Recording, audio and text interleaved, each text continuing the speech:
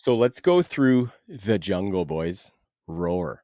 You're putting this take out there that I hate these two players, and I don't like that because I don't hate them at all. Runner-up for all-star Lunch Pail name, Colby Parkinson.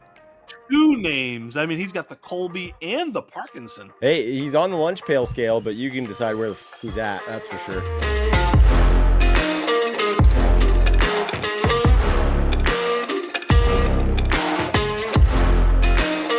Sights and sounds and edges found. You will now get down with the Underground, the show that goes to the depths of the Dynasty landscape. Underground is back. I am Trav, hosting, West Coastin'. Of course, find us posted up on that Undroppables YouTube channel. Subscribe, hit the like button, and the notification bell so you don't miss an episode. Really love the comments from everybody, too. We get lots of comments on the episode, and it's a lot of fun seeing people enjoy the work. And those doing work with me, of course, are Mr. Jax on, Jax off, Jax Falcone. Not sure I could have said Jax anymore in that sentence, but how are you tonight, fella? Max Jax. Max Jax tonight. We're getting Max Jax tonight, folks. So you better be excited for this episode. And of course, in the corner office with the view, the aristocrat also recently coined the fantasy football power broker, one Joquavius Kuvatakis. How are you tonight, brother? Speaking of being a broker, I am making some people angry with the trades that I make, but I don't care. Yeah, you almost got fired over that trade. Yeah, totally. Chalk almost handed the entire brand over to me and Jax. Yeah, he's just mad because of your trade. Yeah, and he's not even involved in the trade. He's just disappointed in you. Yeah. No. He's just mad because he wanted Trey Harris. Anyway, we'll save that conversation for, I don't know, maybe later, maybe another day. Who knows? Maybe. Let's see how it turns out in the end first. Absolutely. Yeah. Lots of drafts happening right now. Lots of buzz around the startups. It is a lot of fun. And we are going to start a bit of a series, gentlemen, on this very episode. Jax, you alluded to it a little bit at the end of last week's show. We're going to go through every team in the NFL over the next few weeks, and we're going to talk about every asset that you need to know about for Dynasty Fantasy Football. So Jax was kind enough to create the team groupings for us. Tonight, we are talking about some of the elite offenses around the NFL. I like the way you tiered them, Jax, too, so I will invite you to jump in a second here, but I like the way you tiered kind of from top down as far as elite offenses where we want to attach to multiple pieces potentially, where there may be a little bit of the known that we know gives us the upside that we're looking for, all the way down to some of these offenses that have way more questions around them where we might be able to help the listeners extract some of that value where it may not be on the surface level. So I'm excited to start this series. Jax, I know you laid out the teams, so let me know how you're feeling. I know it's Max Jax tonight. Max Jackson, it's funny because I put it all together, and at first we were like, we should do it by division. Division's so stupid, I don't know. It just doesn't feel fun, and then we decided to do it this way. And, when I did it, I just sort of took the best offenses in the NFL and was looking at some of the weapons on those teams. And it was like some of the teams like the Bills, the Eagles, and the Ravens. But those teams don't have that many awesome weapons. And I was like, well, not all of them. Obviously you have some weapons there, but some of the pass catchers were a bit muted because of the rushing quarterback. So I thought we should probably put all those rushing quarterbacks in their own sort of group. And that I think is next week. I'm not sure if that's next, but yep. But the other offenses with a more with a more stationary quarterback, but prolific is kind of where we're at right here. And this, gives us max upside for offensive scoring, but also max targets because of max pass attempts. So, that's what we're looking at right here. And some, it's funny because we got together and Joe Quaves said, I'm looking also at concentrated target shares on these offenses. And I was like, bingo, that was the other thing. That's why the Rams are in here, right? Pretty darn good offense, maybe not top 5 elite, but I felt like they belonged here because for fantasy, I feel like they are just absolutely a locked in known commodity, and we'll get to them. But let's, that's the impetus of where we were. Yeah. If I could just reframe that for just a second. I mean, it's basically like there are certain elite offenses where the mobile quarterback extracts so much of the value from the total fantasy points scored Bingo. that it really simplifies it. Whereas there are these other offenses that are really high up in the total, projectable points scored, but it's spread out a little bit more. And that's kind of where you can keep going back, keep bringing the cash register on the same offense, keep hitting different parts of it, and keep getting different pieces of it. And so those are the ones we're focused on today. Are the offenses where the quarterback isn't extracting all the value with their feet, Yep. but that we can find different avenues and different values to, add points to our dynasty teams. Well said. Well said. And we're going to start with one of these non-mobile quarterbacks who has abundant value surrounding him. And we're going to go to the Motor City to talk about the Detroit Lions. Obviously, incredible season last year from an efficiency standpoint. Probably can't do much better than what we saw from the Lions. Their DVOA, I think, was historic through like 15 or 16 weeks of the season, where it was looking like it would have been one of the best ever. But there's some changes in Detroit, namely at the offensive coordinator with Ben Johnson. He has been a head coaching candidate for a couple of seasons now, decided to stay with the Lions, but now he has gone to the Chicago Bears. And I want to kind of lay this out. Jax, I'll start with you. How much is the departure of Ben Johnson and the insertion of new offensive coordinator John Morton, who only has 1 year as an offensive coordinator from like the 2017 Jets, and it wasn't pretty or something like that? How much is the departure of Ben Johnson impacting your feelings on this offense and how you're approaching the Lions? Not too much, but I will say that, when I looked up who the offensive coordinator was, it was one of those, who? I didn't know who that was. I don't know John Morton. I think we'll become very familiar with him this year because he's, going to be piloting one of the league's sort of premier offenses. They did also lose their center, which was kind of Ragnow, interesting. yeah. Ragnow Ragnow retired.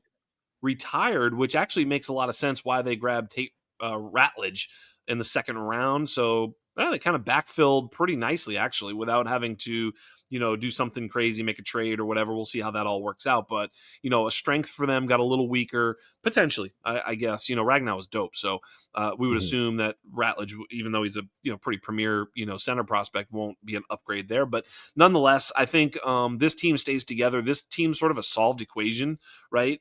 I mean, we know exactly what they project to be, even with a different offensive coordinator. It's not like, Gibbs and Monty are going to switch roles or something, right? It's like we know kind of what they are. Now, where does that volume go? Do we see maybe a little bit more Jahmyr Gibbs? I know that Ben Johnson leaned on Monty quite a bit. Which I thought for Gibbs owners and Gibbs managers gave him plenty of rest, didn't wear him out, didn't get him injured. He was there at the very end when Monty actually did get injured and Gibbs won you the league. So, there's a lot of I'm still in on Monty. I think Monty's a great value. I know you guys saw the trade I made for Jahmyr Gibbs. Yeah, I'm kind of all in. The interesting part on this offense that I would say, and you guys can take it wherever you want to go, but for me is the wide receiver position because we know Amon-Ra is Amon-Ra. He's going to be a target, hog. And Jameson Williams, I think, could take a huge step forward.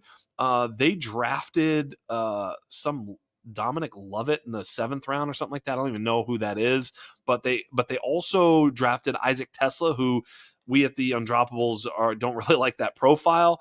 But you realize that other than that, it's like Tim Patrick's a starter. I think Tim Patrick's going to be like a starter. If you're looking for some deep fantasy points in any type of setting, I think Tim Patrick offers that. So I think that's where my eyes went to when I sort of dissected this team was, while he's the last guy on the totem pole, I think there's enough where he's gonna have a few weeks, especially in best ball or something like that. But anyway, that's what I've got. I think it's just so clear. It's mapped out. Nobody's in question. Everybody is free to go. Like, so good.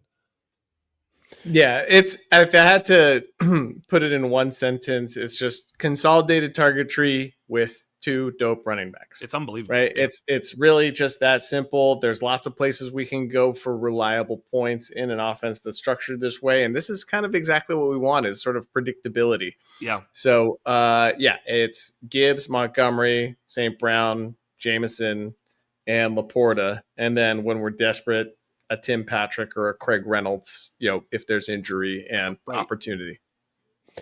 So I think it's interesting because I kind of want to touch back on the running backs. And you mentioned Monty, and I think like for the short term with Detroit right now, he's going to be fine and he's probably a bit of a value. But I think like to me, without Ben Johnson, there is going to be a dip in some of that efficiency that they saw from last year. I think there's almost no way around it, to be honest with you, because he brings a lot in the way that he gets guys open, the way he uses those running backs. And I'm not saying that they're not going to be, a lot of what they were last year, but I think there's going to have to be something giving somewhere.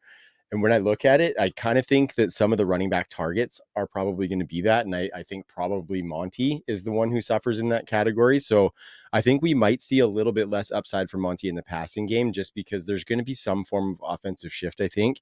And I think the easiest thing to shave off that's maybe not necessarily within the athletic profiles of all of these guys is some of that additional running back pass catching that's residual. And so I've started to kind of wonder, I don't have a stance necessarily on exactly where this is going to lie, but I do have a little bit of worries. I think Jameson Williams is just a very scary player profile in general.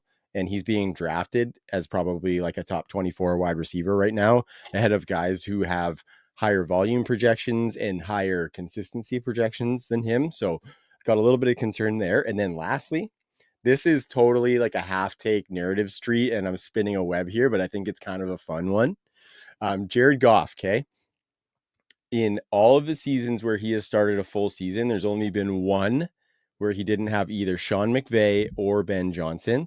And that's the only season where he had less than 3,500 yards, the only time he was under 20 touchdowns, and the only time he had under 7 yards per attempt.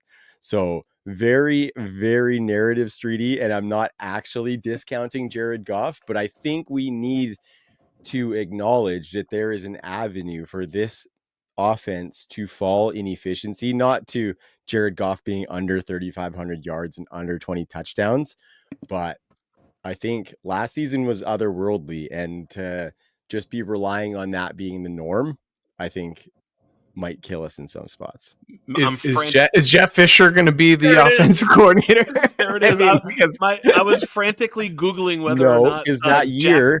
No, I said full seasons. The year with Jeff Fisher, his rookie year. He was 8 games. The year without Sean McVay or Ben Johnson was his first year in Detroit, and I can't remember who it was. So don't Jeff Fisher me, sir. Okay. Don't you Jeff Fisher me. All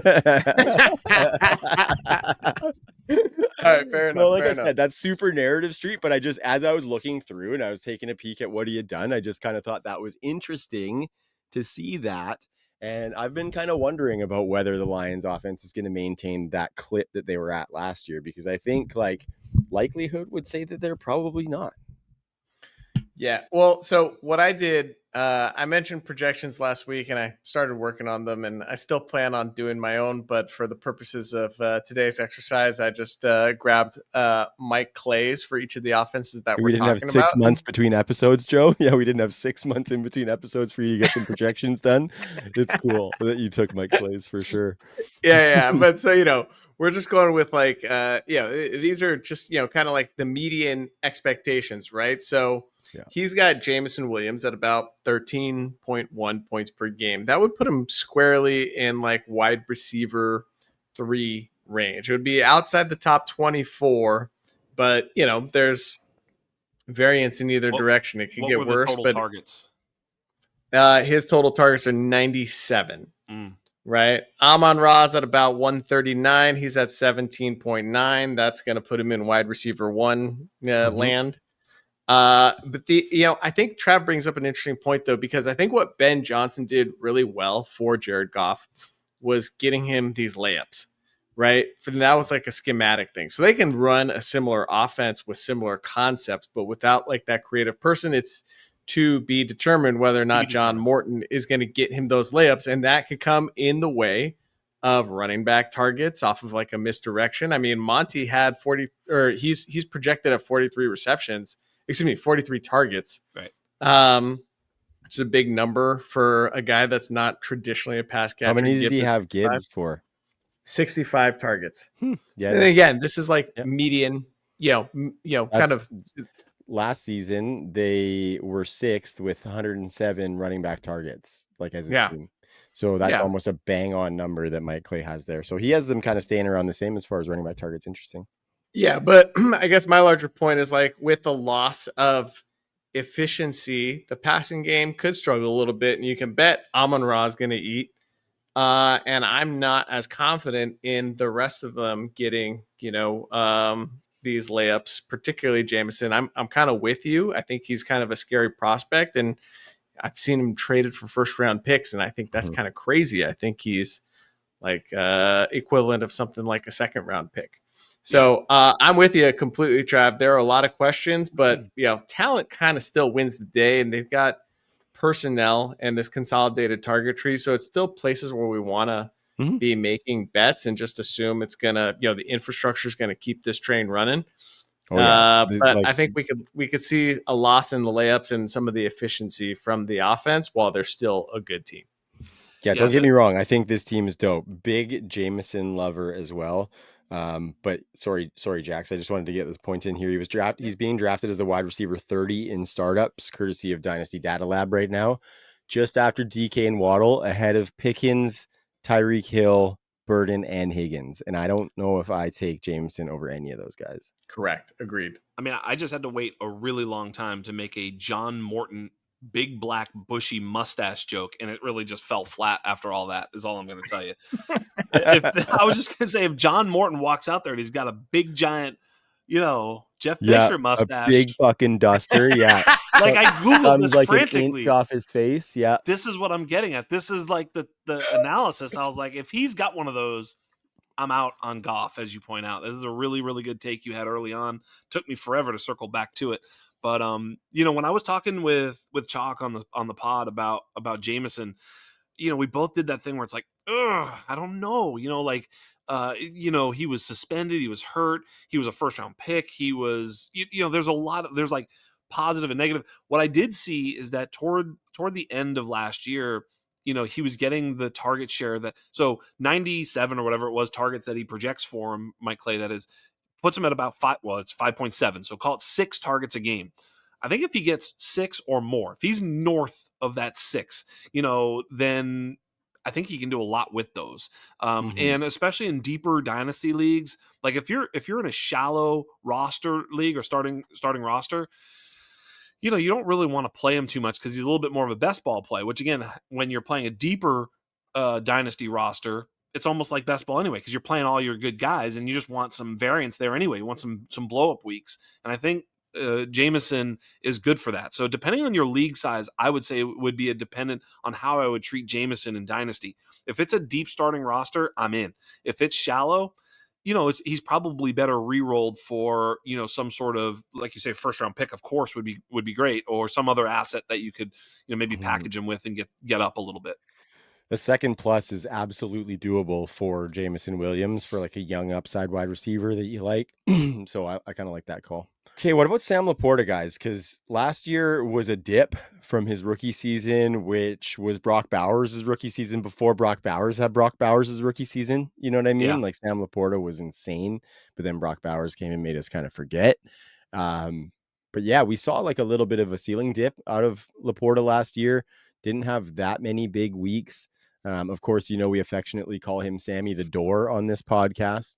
But what's your guys' take on Sam Laporta?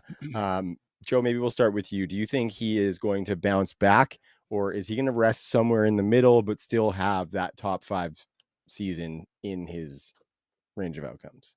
Yeah, I mean, so rookie year, Sam Laporta got 120 targets, and then sophomore and 86 receptions. Sophomore year, Sam Laporta got 83 targets and 60 receptions. Now, granted, that's one less game played, but he wasn't going to make up the difference in one game.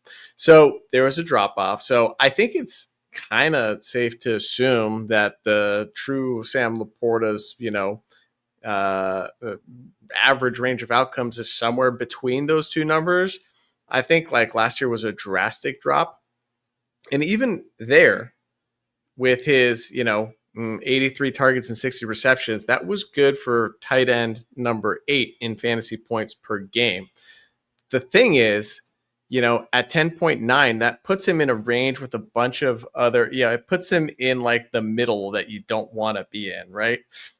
So he's not really a difference maker for you at that point.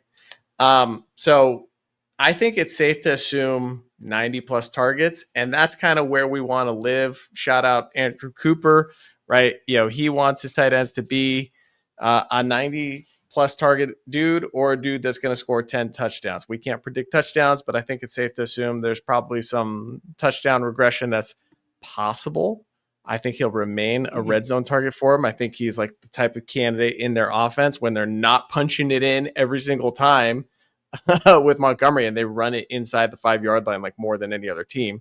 But so I don't know. I think it's safe to assume that a couple different things could break his way and he could re-enter that top 5 range, regardless of the team and what's happening around him. Just if things stay the same, that's in the range of outcomes. And if there's an injury to Amon-Ra or to Jameson, then we could see a huge spike. So he's probably like a buy low right now if anybody's like discouraged from his role from the 2024 season.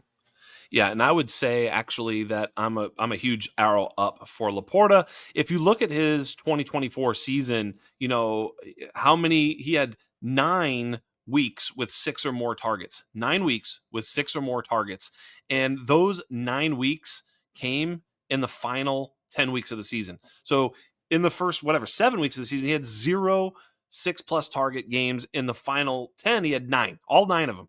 And Yep. he also had a 6+ target game in the playoff game. So he basically was a different player. I think he was dealing with some injuries, whatever the case. I mean, whatever it is. But I think his sort of usage was much more like his rookie season toward the end of 2024. And I think that's probably more the norm. I think, people became discouraged because they drafted him. He was like awesome and they put him in the lineup and he sucked for like 6 straight weeks to start the season. You got nothing. You didn't feel like you had a good player. And then, he turned it around, but it felt like too little too late. We're so reactionary as fantasy players because, 6 straight weeks of not being good is like unbelievable. It's like you can't overcome it. So, I mean, you maybe dropped him in like redraft leagues or who knows what, right? It's complete panic. But really, he had a pretty good season, after week 6. And so I think that's probably who he is because that's who he was all of his rookie season. That's who he was the majority of his sophomore season. Yeah, I think there's also like a George Kittle corollary to Sam LaPorta, where like I was talking about, if somebody else in the offense goes down, he's going to see a increase in usage and become this like elite asset. He's like Kittle in the fact that he's a good blocker. He's on the field all the time, so the opportunity is always going to be there. So this is like, I don't know. As we're talking about this, I'm getting more and more bullish on him. I kind of feel like he's a screaming buy low if if his price is dipped at all. Like it seems obvious that he's got a lot of outs to outproduce 2024. Yep, he's a trade for. Absolutely, buy. Even a small uptick, guys. Like if we look at in his rookie season, he had 10 touchdowns. This past year, he had 7. So those 3 touchdowns, if we put that across his 16 games, is a little bit under 1.5. That puts him from tight end 9 to tight end 6 with over 12 PPR points per game. So even just a touch upwards from last year is a good season. And so I think we know, like I think you mentioned as well, Jax, that the injury might have played a bit of a part in that. And so a healthy offseason, a healthy start to the season is going to be good for Sammy the Door. Yeah. Yeah. I think to sum up this team, just keep an eye out for that mustache. And other than that, wheels up. Yeah. I checked while you were talking there, Jackson. As of right now, beard goatee type deal, no mustache. Okay. So, but not far off, more of a gut than Jeffy, more of a gut than Mr. 8-8. So we're keeping an eye on that though. Yeah. Okay. Good. Yeah. So I think Morton this watch is continues. Yeah. So real quick, guys, we didn't talk about this beforehand, but I think just in terms of value for our listeners, it probably makes sense to just as we go through these offenses, let's identify the most undervalued piece. I think with the Lions, it's like categorically Sam LaPorta is the most undervalued asset on this team, right? Yeah, I'm just going to check his so. Dynasty ADP right now. He is going in the 4th round as tight end 3 after. He's still tight end 3, so I think he's properly valued at tight end 3. That's fine. I wonder, I find Monty to be a tremendous value often too because you're getting him so late, and I feel like his role is defined. He's the goal line back, and he gets a lot of he still gets targets. Like he's just involved, and he has that sort of Jamal Williams 20 touchdown upside in the range of outcomes, and really a floor of like, honestly, like if he plays every game and he scored less than 8 touchdowns, you'd be blown away. Like you'd be like, that doesn't even make any sense that he scored 8 Yeah. touchdowns. Like, so I mean, he's really a double digit touchdown guy with, upside if there's an injury for sure, and really no like floor to fall out. Like, I mean, only injury can strip him of his value. And I think he's still not old. What is he, 27 maybe? He's 28. 28. Okay. So he's got a couple of years left of look, if he stays on this offense, I think Monty is a value in my opinion. I agree with that statement. I mean, rock solid RB2 that you're Yes. probably flexing because he's not viewed as an RB2 because there's a dude in front of him. Mm-hmm. Yeah. Yeah. All right. Yeah, I agree with that. I think to your point, yeah, if he stays on this team, absolutely. I think where my little bit of less bullishness just comes, I think there could be a little bit of a dip in those targets just because it feels like the easiest thing to fall off. But I think that's well wrapped on the Lions. We're gonna Goff ain't stay. tush pushing. Yeah, no, definitely no tush push You know what I from. mean? Yeah, He's I he's a guess so. he's the Yeah, goal line hammer for sure. yeah, for sure. I don't know if the touchdowns are gonna be sticky year over year, but I think if anybody's can be, I think David Montgomery's in a good spot. So We're in the right offense. That's why we're here, right? yeah, This is the place where you 100%, want to seek touchdown upside from running backs. totally, totally. This episode, right? So let's go through the jungle, boys. We're Woohoo! finding another cat, a jungle cat in the Cincinnati Bengals. Roar. Sorry, boys. I didn't know where I was going with that one, so I capped it off to try and get a little pop from the crowd. So thank you, Joe, and for the little pop there. But yeah, the Bengals, great, obviously perennially great offense. Joe B is the core that drives the machine. But of course, the engine is in those wide receivers. I don't know if I made good auto parts, Jax. That's maybe more your flavor. But T and Jamar, T re-signing is so massive. We wanted that all along. We said that all along throughout the offseason. Best case Ontario, T re-signs with the Bengals and stays with that tandem. And we got our wish. So, Jax, you were talking about a condensed target tree. You are looking at it, dude. This We is the are looking best. at it's basically just these guys. They're probably going to get like 60% of the targets, Yeah, and the running backs are going to get a little bit of residuals. My boy Jax, Mike Gesicki, is going to get a little bit of residuals. I don't care what yeah, you have to say. yeah. But everything's looking good for us to be able to confidently target the upside in this offense. And it lies within Joe B and T and Jamar. So Jamar is widely the dynasty running back one or wide receiver one, Wide receiver sorry. one. And I think, guys, we have him. We're not going to get into the rankings top too deep, but we have him kind of inside that top 15-ish area, right on that fence. Do you think that these guys have dual top 12 seasons in them right now in 2025, Joe? I can tell you they project that way. T. Higgins is like slotted in overall in the NFL as his median outcome is wide receiver number 9. Mm. This is kind of Wow. a callback. I got like a one sentence for each of the teams.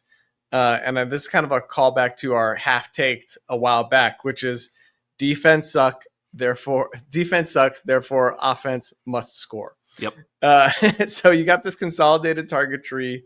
Jamar Chase and T. Higgins, they don't even have like the elite tight end like the Lions do. Gesicki's fine, but he's not like going to be command nearly as much target share as a LaPorta will. So it's really, really hyper focused, and they've got a quarterback that has fought for them and could deliver to them and got them both paid, which stripped them of the ability to go out and get a great defense, which means they have to score. So it's really just that simple. Like, this is a left curve, right curve. Don't mid curve this thing. Defense sucks, so points. The dude on both sides of that meme is saying those words. Yeah. Thanks, Joe. This is a stay healthy, stay rich. That's what Yeah. this offense is. I mean, if you have pieces of this includes Chase Brown.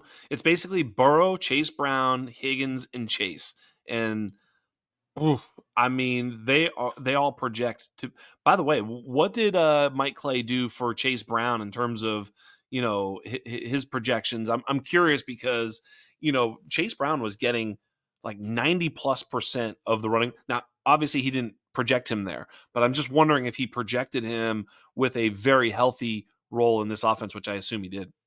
Yeah. So there's a total of 329 carries amongst the running backs in his projections, and Chase Brown is slated to get 206 of them to go along with 50 receptions. So that's good for, per the projections, 868 yards rushing, another 327 yards receiving, 9 total touchdowns, 7 rushing, 2 receiving. So obviously those numbers can fluctuate up and down, but interestingly, and this is kind of where this is the biggest bone I had to pick with Mike Clay. It's just the disrespect to Taj Brooks.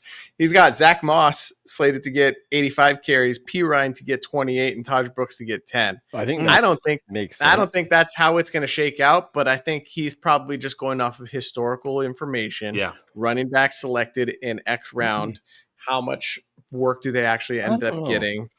While also probably discounting like the significance of Moss's injury last year, which was career threatening. Yes. Sounds like he's good to go. He's But who knows? good to go. I mean, let me hop in here because Chase Brown got 230 carry, 229 last year, and basically didn't even play the first 3, 4, 5 games, however you want to look at it. He was under 40% snap share in the first 5 games. So his snap share was 81, 98, 93, 83, 81, 83, 80, 87. Like, to end the season, he was the guy getting everything. I think he's north of 250 carries if he stays healthy for sure. Now, I just think, sorry, go ahead, Jackson. Go ahead. I want to add to your point. I want to just layer on top of that shit because it's all good. The only reason I might not think he gets 250 carries is because I don't know if the Bengals run the ball that much. You know what I mean? But all of that to say, like you said, he didn't play the first 4 games. He still came out on the season with the 5th best carry share of any running back, almost 64%. Right. 16th best running back target share, 10.4%, which is much more valuable in a Cincinnati target pie than it is in a lot of other teams' target pies. So 10.4 might not make you feel that great. Efficiency and advanced metrics. Sorry, Jackson, I'll let you jump back in here. I totally just jumped in there, but he was kind of like, if you look at running backs with 100 plus carries, he was kind of in the like running back 20 to 25 area in most of the advanced metrics we care about. But yeah, he performed 16.2 expected fantasy points per game, and he scored 16 per game. So he was getting what was given to him, and what's given to him in this Cincinnati offense is cheddar. Yes, cheddar. Yeah, I totally agree. And I think they love him. He's explosive. As you point out, like when you talk about Samaje Perine and Zach Moss, those guys are literally just there to like make sure he's like, they're holding his water bottle, and when he comes out, he's like, yeah, I need you to go in for a sec. I'm a little tired. Give me my water bottle. Like, that's basically what those guys are there to do. Like, they are nowhere near the level of player that Chase Brown is right now. Zach Moss never was really that explosive, but after his age, the miles on him, the near career threatening injury last year, like, get the hell out of here. P. Ryan's way over the hill. Taj Brooks is nice, but he's in between the tackles. He's going to eat some of those empty calories. I think this is Chase Brown to the moon. He won the draft. I sold on Chase Brown in the league. I did okay. I got the 2.02 plus at the very end, during the season last year, wondering if he was going to last into the season. And he did more than last into this season. He is propped up in a situation ready for explosion in 2025. So Chase Brown absolutely is set for a huge 2025. Again, provided they all stay healthy. I mean, this is a health issue. If they stay healthy, we stay wealthy. Yeah. The one thing I'll add, just as far as the running back equation is concerned, is that P. Ryan has special teams utility.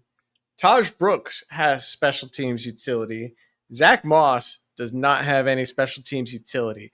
I think he is the prime candidate to be inactive on game day. Or cut. Or cut. I mean, him or P. Ryan could get cut if we're being honest. But if, let's say, they keep 4 running backs, right? I think he's the prime candidate to be inactive on game day because of his lack of utility. P. Ryan can cover the passing game and pass blocking stuff when Brown needs a blow. And then, Brooks, like, by definition, or I don't know, necessarily needs to get more work than what's projected here. Yeah. But I respect the projection. I think it's grounded in it being conservative, which is probably smart.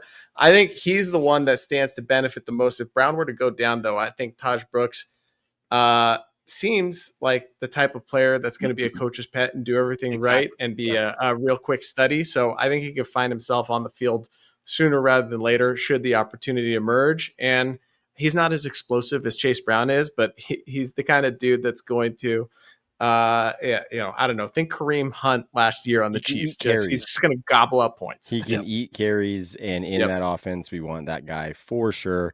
Where I might balk is that Samaje Perine is just perennially pesky. Like, I'm not this Yes. isn't a vote of confidence for Oh, I'm Samaje yeah. not writing him Perine. off at all. He's Right. just always a pain in the ass for the He's guy pesky. behind him that Yeah. you want. But you know where he So projects is and in the pass game. He's gonna project in the Yeah. pass game yeah, and be a, yeah, a and third down blocking and player, trustworthy blocking. situations where you need to trust him, right? Because Yep. he's that vet that's been around longer for sure. I also think, like, if Zach Moss Except in the can Super show Bowl with the game on the line. But Mm, yeah, fair. brutal. I think Zach Moss, if he can be healthy, I think he was brought in to be the starter before Chase Brown got the shot. So I think if he can show that he's healthy, I actually think those other two guys being good on special teams, Joe, allows them to keep Zach Moss active because having them used mainly for special teams It's more fair. justifies their being active. So I Yep. actually think that's good for Zach Moss that those two play special teams. And so not a huge vote of confidence for Zach Moss as well. Just I think for me the handcuff is a little bit messy just yet, but we're still investing in this offense. Like we were all about taking those late Taj Brooks shares. Yeah. Don't take Samaje or Zach Moss. It's Chase Brown or the rookie draft picks of Taj Brooks or Yeah, and bust. I think if you're looking for value anywhere else, I mean, Iosivas, is probably going to yes, be a starter in 3 wide receiver Yeah. sets. He's sort of clearly ahead of all the other sort of Jags they've got. They've got Jermaine Burton, who probably on talent is belongs in the 3 wide receiver sets, but he's a knucklehead and proved that time and time again last year. I think he missed meetings and shit. Like he's just a complete moron. So that was the concern with Jermaine Burton, and he's living up to it.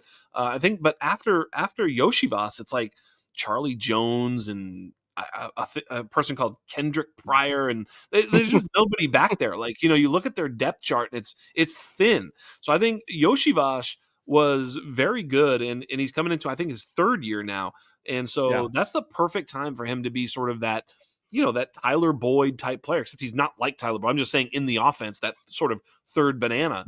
But he's explosive and he can make some plays. So, God forbid anything were to happen to Higgins or Chase, Yoshivas could have some really big upside. I think on a game-to-game basis, he could be startable. Yeah, I kind of like Yoshi a little bit here.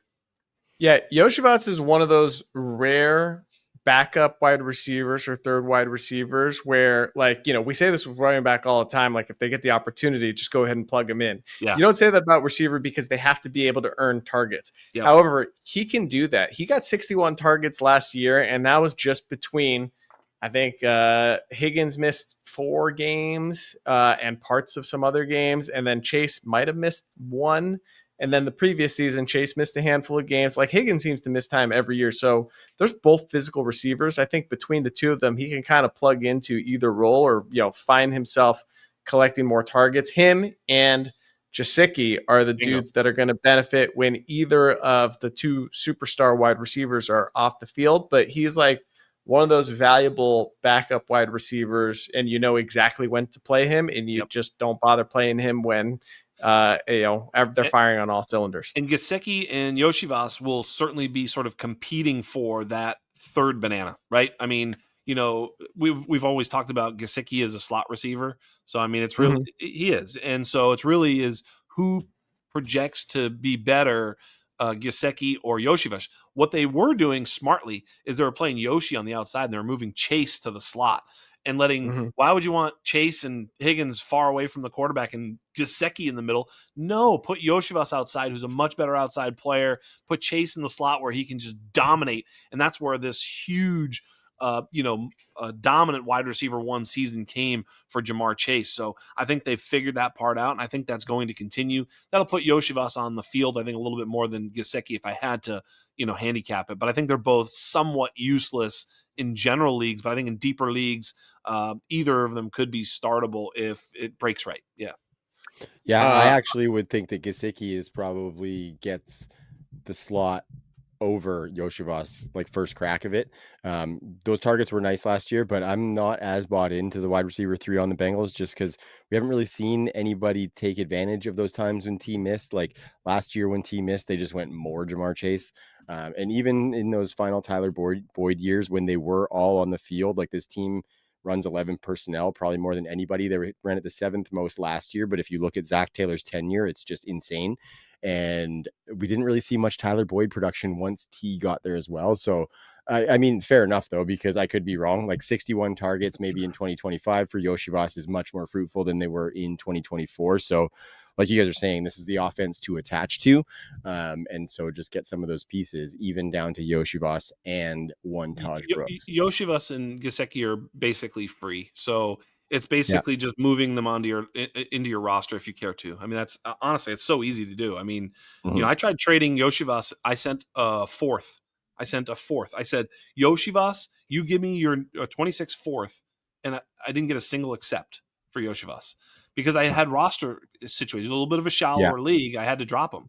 And I was like, dude, nobody want like I was like kind of like mad because I feel like that's a a good player to steal from a loaded roster that needs to make some room for draft picks or whatever the case may have you. So I think I was surprised. I was actually kind of pissed. You know what I mean? Because I was like, nobody wants to take advantage of me. I'm not trying to foist them on you. I'm just trying to get something as opposed to having to drop someone. So anyway, long story short, I think the thirst for Yoshivas is not there.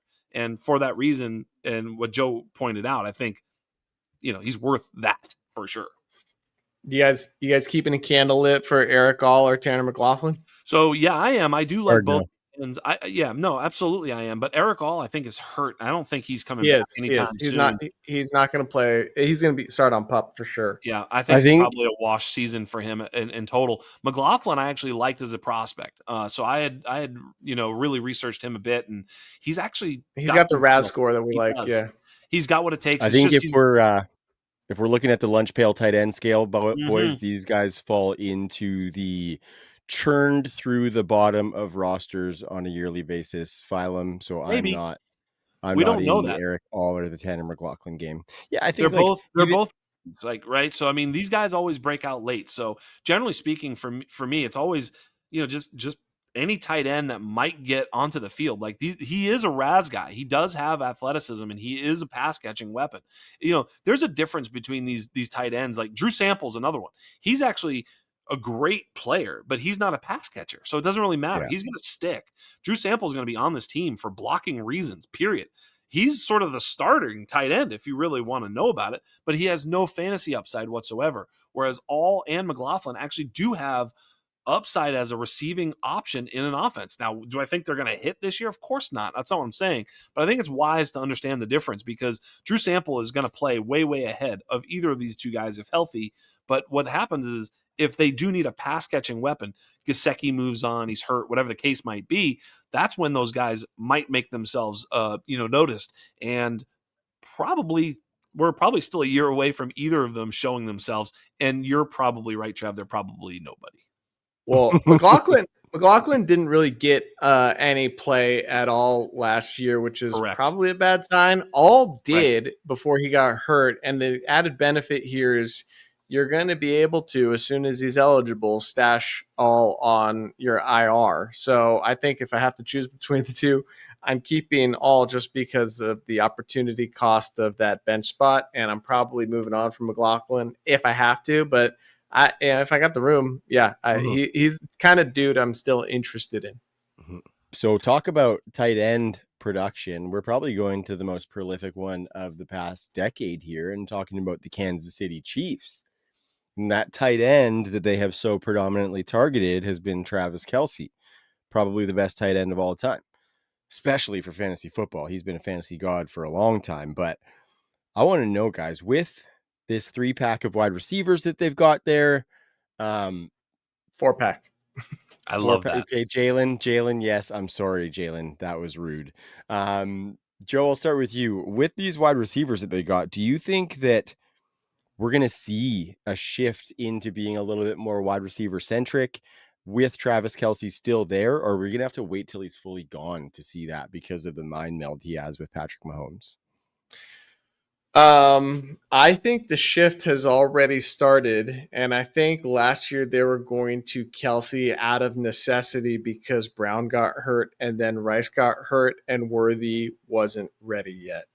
I think unlike these other two teams that we've talked about thus far, and another team we're going to talk about this evening, this is probably one of the more confounding receiving corps to look at because we were just talking about consolidated target trees. This is not that, right? Rashee Rice is going to get a piece of the pie. Xavier Worthy is going to get a piece of the pie. Hollywood Brown is going to get a piece of the pie, and Kelce is as well. Plus, they've got these tertiary guys in Jalen Royals, who we're very excited about, and Juju Smith-Schuster just won't go away. Plus, they pass a decent amount to the running back. So I think the answer here is like Mahomes' revenge tour, right? Like he finally has his full complement of weapons. The bull case last season we were given for Mahomes is he's never had three wide receivers and or three receiving targets, and he did last year for the first time. No, three wide receivers. Now this year he's got those same three, but they're all healthy, presumably going into the season. And we added Jalen Royal, so there's like this chess piece that they can move around the board at any three of those slots, right? He can be the Rashee from a profile standpoint. He played mostly outside in college. So like, I think he's kind of the backup to all three of them and like this weird three-way go as a backup wide receiver that is probably better than at least one of those dudes. So I'm super interested. I think it's moving away from Kelce, long-winded way of answering your question. But I think like Mahomes is another dude that's really, really ridiculously undervalued right now for redraft, for best ball. Maybe not as much in Dynasty, but boy, his price is really dipped in Dynasty too. We just got him in a draft we're doing all together in the second round, and that's laughable. That feels really good. You know what doesn't feel really good is the broken dreams that are crashed against the rocks in this Kansas City Chiefs wide receiver depth chart. Can I just share a couple of sad stories? It's going to be brutal. Juju Yes. Smith-Schuster, who was once like the wide receiver one in Dynasty, crashed against the rock. Sky Moore, who I famously thought was better than Chris Olave, crashed against the rocks. Justin Ross, my God. I mean, this was once the Devy wide receiver one, broke his neck, never came back, crashed against the rocks. Tyquan Thornton happens to be here just to dunk on me a little bit. I'm like, why does Tyquan Thornton? I mean, what is this? A personal affront to me personally? Yep. I don't know, man. He's a new MVS, dude. It is so bad. Like, just to be like, what are they doing? Like, they just need a firing squad, out there just to put us all out of our misery. But then Let's not forget they gave a whirl to Kadarius Toney as well. Yeah, no, he's busy rapping. Jalen Young Royals Joker. and this three to start, like that's really solid. And who knows how Juju fits into all that? But I think that's as consolidated as you're going to get. I think is Worthy, Hollywood, and Rashee. I think Rashee's the absolute stud there. Obviously, if he's ready to go, we saw it last year. Noah Gray had more touchdowns than Travis Kelce. He played about the same number of snaps in a lot of games as Travis Kelce did. He sort of looks like Travis Kelce when he's out there. What is it, like 83 and 87? They were like, it's like, wait, who is that? What number is Kelce again? Like it just like all of a sudden you're like, who is that guy? Jared Wiley at least wears number 12. You kind of see him coming. You're like, who's that? A backup quarterback? What's he doing up there? But Kelce and Noah Gray, I think Noah Gray has some value. I don't know where I want to put him because his sort of upside is capped unless there's a Travis Kelce injury or subsequent to his retirement. But I think he's going to play a lot. And I think he's going to be the sort of, Diet Coke version of Travis Kelce out there. Can I just share with you guys Rashee's targets and point total? So he got hurt early in game four of last season, right? He played 6.8% of the snaps before, partially, tearing up his knee in a lot of games different ways. 1, 2, and 3 is a fun thing to do. Go right ahead and tell us. Yes. It's amazing. So game 1, 9 targets, 7 receptions, 103 yards, 17.3 fantasy points. Game 2, 6 targets, 5 receptions, 1 touchdown, 18.5 fantasy points. Game 3, 14 targets, 12 receptions, 1 touchdown, 29.1 fantasy points. And then in game 4, he gets hurt. I think that's like, yeah, granted, Hollywood was out and Worthy wasn't ready yet. But I think like he is the new Travis Kelce and the dude that's going to be occupying that part of the field. And Mahomes is binky. I think they'd rather use Worthy and Brown as kind of like these deep threats and like on jet sweeps and just different ways to, manipulate the defense for Mahomes. And I got to imagine like Mahomes was so bad at the deep ball last year too. I got to imagine that was just kind of fluky. I don't think he just forgot how to throw it. So I don't know. I just see so much potential. I mean, the big thing working against them is they've got a good defense. And so they don't need to be scoring and they can win ugly. But they can also win pretty, and they've got the weapons to do it. Yeah, I was gonna mention. I think we, meaning all of us, are of the opinion that when you look at in a dynasty startup, right after you get to the the elite, and you get to the Drake London, Nico Collins, JSN, Lad McConkey, Marvin Harrison Jr. Well, then you get to the Garrett Wilson, Ted McMillan, Travis Hunter range, right? Where it's like, okay, well, right around there is when that's right around when Rashee Rice needs to be involved. Like, I think we have Rashee Rice. I do personally. I think all you guys do as well, or at least maybe have him ahead of AJ Brown, T. Higgins, and the rest. And I think that's where his value is. And if you can grab him, we've been consistently getting him in the 4th. He's been steamed up a few times where we've been sniped, and he's gone as early as like the early 3rd, which is cool, like good for you. But in most startups, you can kind of get Rashee in the 4th. And let me tell you, if you're getting Rashee in the mid to late 4th in a dynasty startup, and especially if you're drafting sort of late, I mean, you're able to if you get Mahomes, Puka, JSN, and Rashee, it's like, dude, you are absolutely cooking. Rashee at that value, I think, is an absolute smash. You guys agree? No. No, I don't think I do. Go ahead, Trav. I think there is zero target condensation here. There are way too many people. It is really hard to target. I think it's really hard to bank on a 4-game sample of Rashee. I know he was playing well the previous season, but if we look at excellent.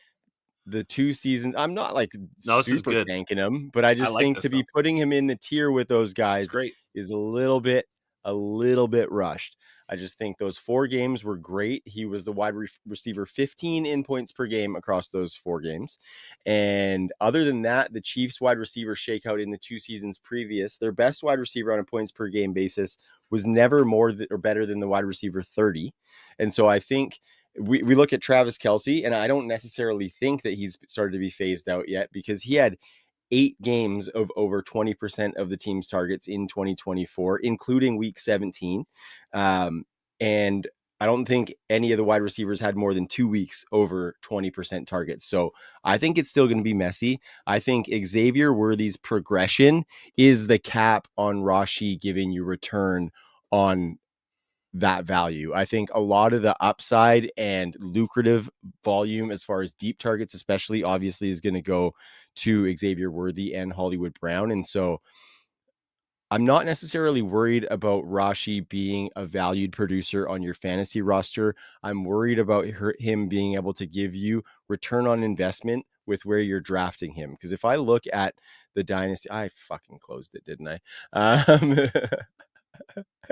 I was trying to look at the Dynasty Data Labs ADP as to where he is, but like I wouldn't put him necessarily ahead of AJ Brown or T Higgins. I think those guys offer more ceiling than does Rashee Rice. So I think we kind of established that I have him a tier below you guys. So I don't think this is necessarily new information, but I think there is still a lot of ambiguity in this room to where I'm not necessarily ready to invest in that just yet. Care to defend our honor, Joe Quavius? I was going to say, I see you're ready to explode. I got just 2 things to say.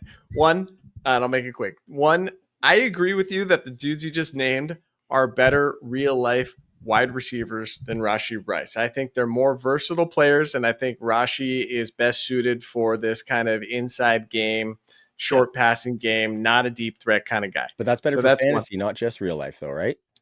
Well, I'm saying those guys that you were naming that you're putting ahead of him are better in real life, but in fantasy, Rashee's got the role we want, and so I think that's what makes him a better fantasy Do we asset know that for to sure? me. I feel After pretty 4 comfortable games with of it. seeing it and then seeing a bunch of other guys do a bunch of different shit? Do we know You're that acting for like sure, for the sure? back half of 2023 didn't happen, where he was Right. also occupying that Things have same role changed with since a then, though. still elite Kelce. Things have changed since then, though. Yeah, but And nobody their I has. their agree. They highest added wide outside receiver that weapons. season in points per game was Rashee Rice, but it wasn't that great. You know what I mean? Like, I I just Yeah, think I think what Joe's getting to too is we didn't see someone else become Rashee Rice in Rashee Rice's absence. It's not like Xavier Worthy all of a sudden was like, dude, way better than Rashee. No, he was just adequate. And I He's think doing a Rashi impression. but their at offense had to 80%, change 70%. without having Rashee in there because they only had Worthy and Kelce, so they were running a lot more 2 tight end sets, and so I don't know. I just don't think we can bank on that being the norm just yet because the sample is still pretty small in an offense that we haven't seen prioritize wide receivers before, right? What did Mike Clay say, Mr. Joe Quiv? Oh, I like that. Thank you. Rashi projected at 112 targets, 946 yards, and What 6 touchdowns. 112. Just go down the target list. I'm just kind of curious. Yeah. Rashi projected at 112 targets. Worthy projected at 107 targets. I'd be very happy with that outcome. I I'd think that's a rather pretty have good Worthy outcome. with Keep 107 going though. Keep targets going. than Rashee with 112. Hollywood with 89 targets. Uh-huh. Juju with 25. Royals with 10. Yeah. Somebody named Nico Remigio with What? 3. What about the tight ends? Yeah, what's Kelce? I took Sky Moore off the list manually, by the way. Thank you. Tight ends. Go ahead.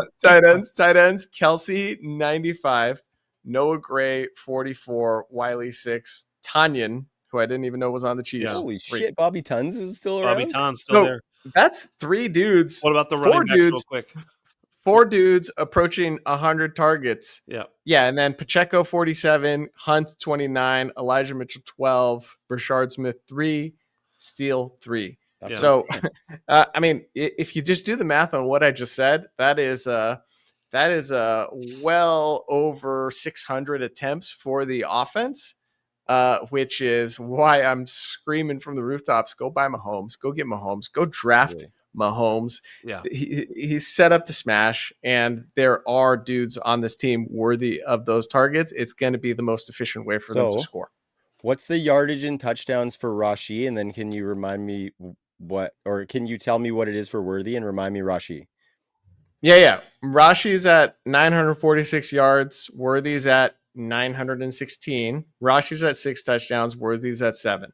I mean, this is, kind of median outcome based on these target totals. But the interesting thing is, I'm super curious about how I'd love to get Mike Clay in a room and ask him about this process, because Worthy assumed the Rashee Rice role, and they can't both occupy the same area of the field at the same time. I guess they can, switch back and forth and use them in a lot of the same ways at different times. But I kind of think what's more likely is they're going to assume Rashi's going to assume his previous role, and Worthy's going to be playing outside a little bit more. And that's probably what the original plan was for him. Certainly getting him in motion and getting the press coverage away from him in different ways, maybe off the line.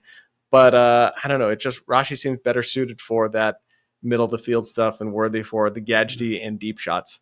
I'll tell you the guy if you get 112 yards, 900, or if you get 112 targets, 900 and whatever yards and 6 touchdowns, are you happy with that as your 4th round, probably wide receiver 1 on your team? Absolutely not. Well, from a fantasy point standpoint, that's basically, 216 and 219 points respectively. Yeah, no, I'm not. To answer your question. No. Yeah.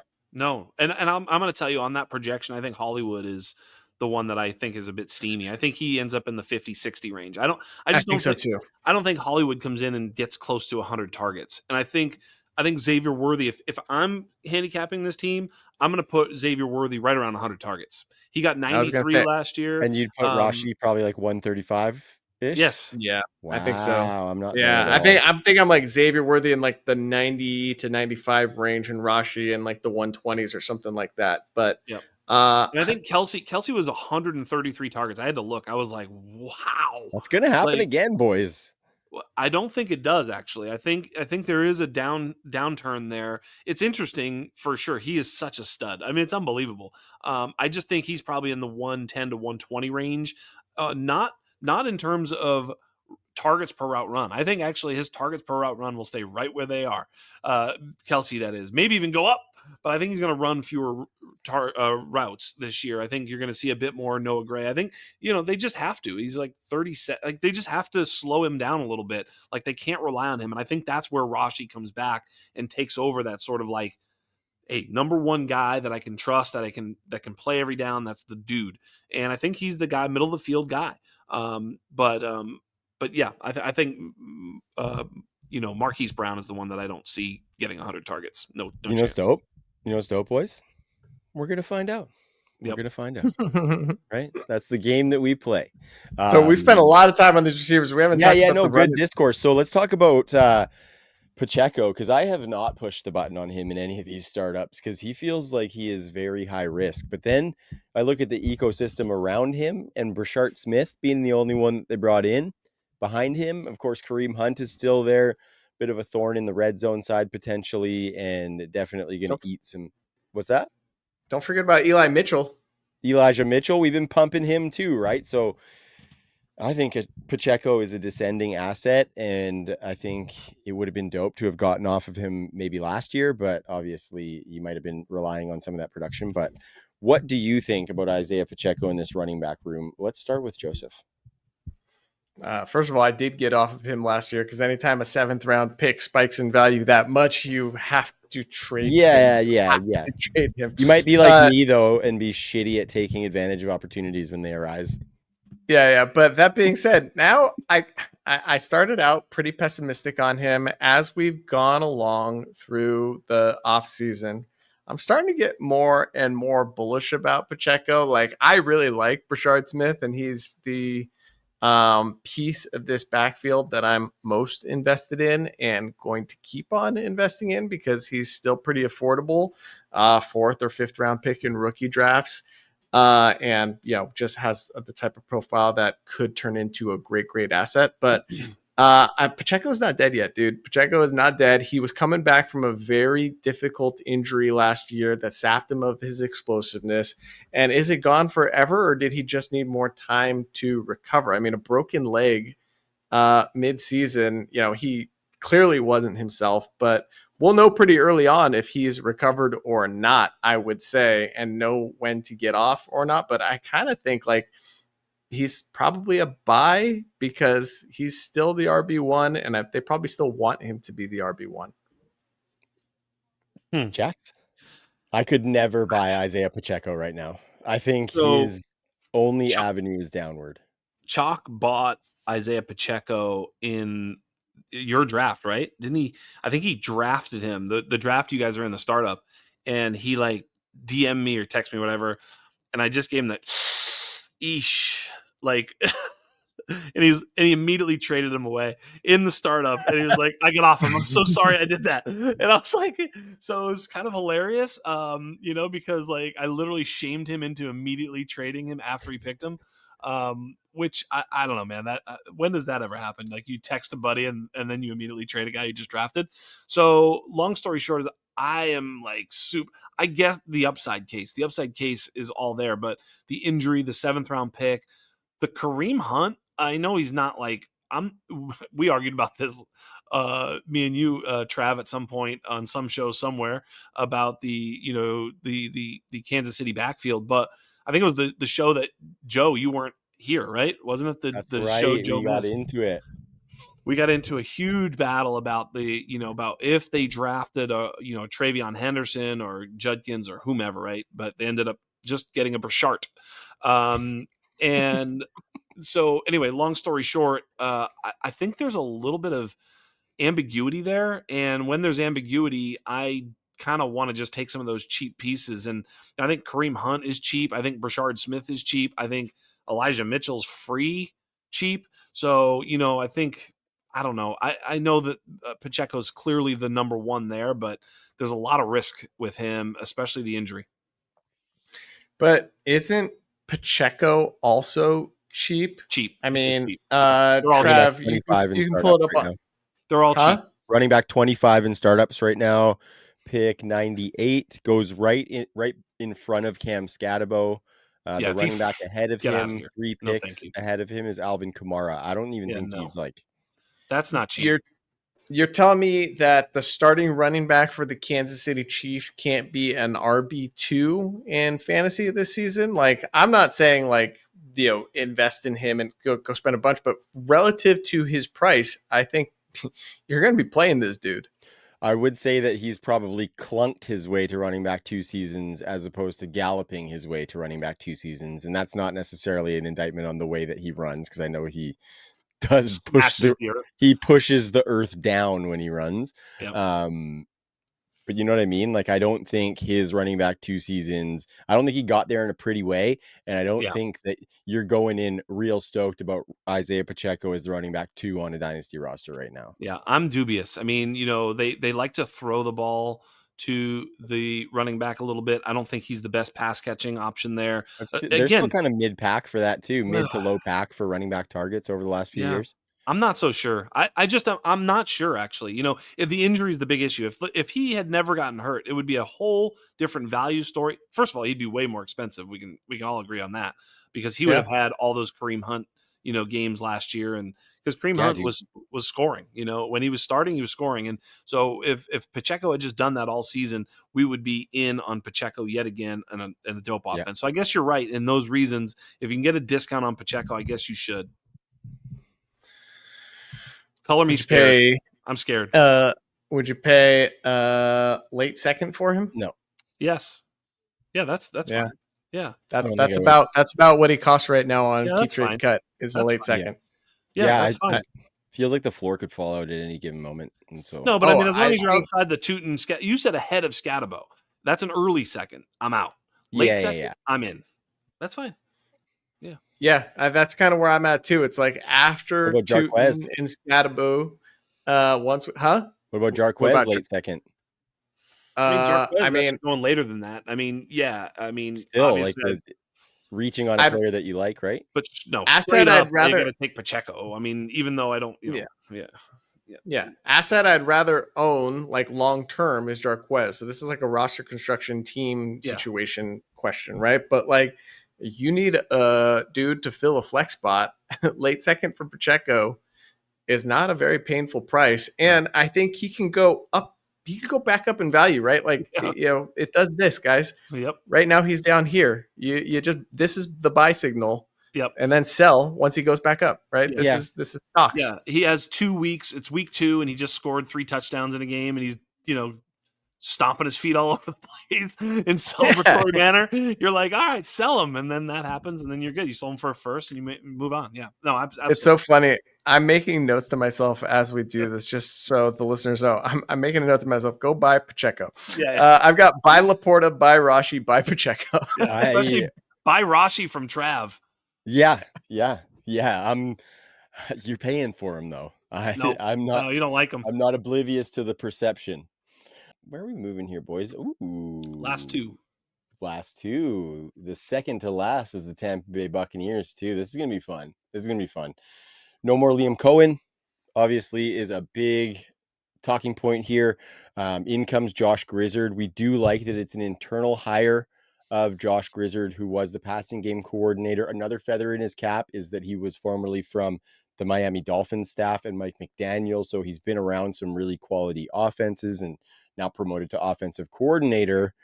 So we think that like some of this could be status quo a little bit for this Bucs offense. I think the biggest question, and we've been talking about it a lot, is the wide receiver room and how it's going to shake out, because the options are aplenty with Mike Evans, Chris Godwin. We know what they are. We know they're great. Chris Godwin, actually, I just was reading up on him yesterday, and it looks like they're hopeful for him to be back for week 1, which is pretty sick for a nasty ankle dislocation in, I believe, week 7 or something like that. And of course, Jalen McMillan, we liked him last year as one of those later round wide receiver targets. He comes in, he gets 8 touchdowns as a rookie. Phenomenal. We're super hopeful. And then our hopes are dashed with the 19th overall pick when Emeka Egbuka, Jax's boy, gets selected to the Tampa Bay Buccaneers. So, I mean, lots of good players that we like here, but I hate to say it, boys, but it's a lot of mouths to feed. And so, Mm. is it as simple as short term, we're looking at Evans and Godwin probably continuing what they've done with, I think, Emeka Egbuka sprinkling in as the 3, and then with Egbuka and McMillan really being able to flourish a little bit later, maybe a couple years down the road when Evans maybe retires, Godwin maybe moves on. His 3-year contract is only kind of a 2-year deal. What say you, Jax, about we've been pounding the table for Emeka. I was a little bit low on him previously and disrespectful, if I'm being honest.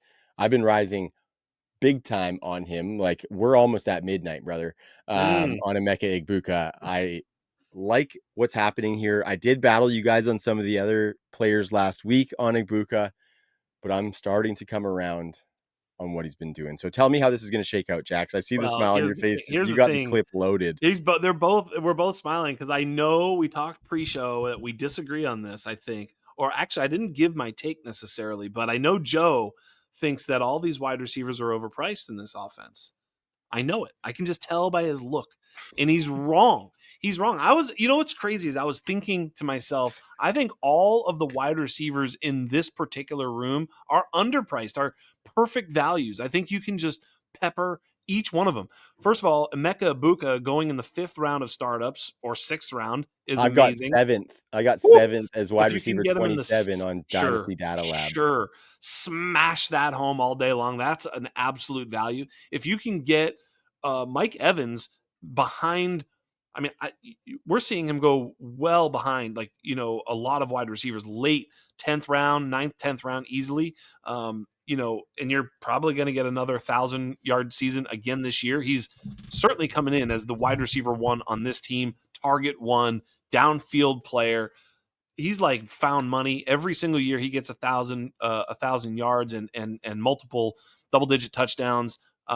Godwin, and maybe he's back. I'm not so sure. He's I come don't back from know. nasty ones before. He's so fucking cool. So I love Godwin. I think there's an injury discount on him. I think that he is likely to maybe miss. Maybe he's a pup guy. I don't really know. Who knows? We're still a ways away from that. Hopeful. But we'll see how it goes, right? But I think one way or the other, from what I understand, he's going to be back. How quickly is the question at this point? So he'll be back, and I think all 3 of those guys will have weeks. We'll have weeks. And I think this is going to be a high-powered passing attack. They threw the ball all over the place. The passing game coordinator is now the offensive coordinator. I don't think they skip a beat either. I mean, literally, the passing game coordinator now gets to call the plays. I think he likes passing. So when you look at this offense, I am absolutely wheels up on all 3 of these guys. Yeah, I think. Oh, Joe, you can rebut. Oh, it's Well, Joe's first of turn. all, Yeah. I would like to just say there's a straw man argument there. I never said that. I never said Not on that. the air. Yeah, No, no, no. not on Well, record. I was talking about from a redraft standpoint and from a best ball standpoint. Like, I don't see how you Fair. can return value on these dudes. Like, there's no question Egbuka is valued appropriately and maybe underpriced from a dynasty standpoint. Gotcha. But from a redraft and a best ball standpoint, it's hard for all 4 of these guys. And I'll say 4 because Jalen McMillan had a great rookie season. Like, it wasn't like elite, but dude rattled off so many usable games down the stretch for us. He was a hero for me on multiple teams in the playoffs, getting me to championship games. So, like, I'm not going to forget Jalen McMillan did that and just think he stinks. Dude was awesome.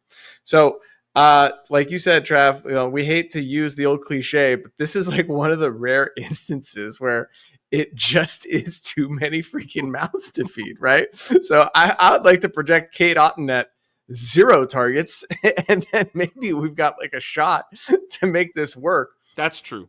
There is too many So- mouths.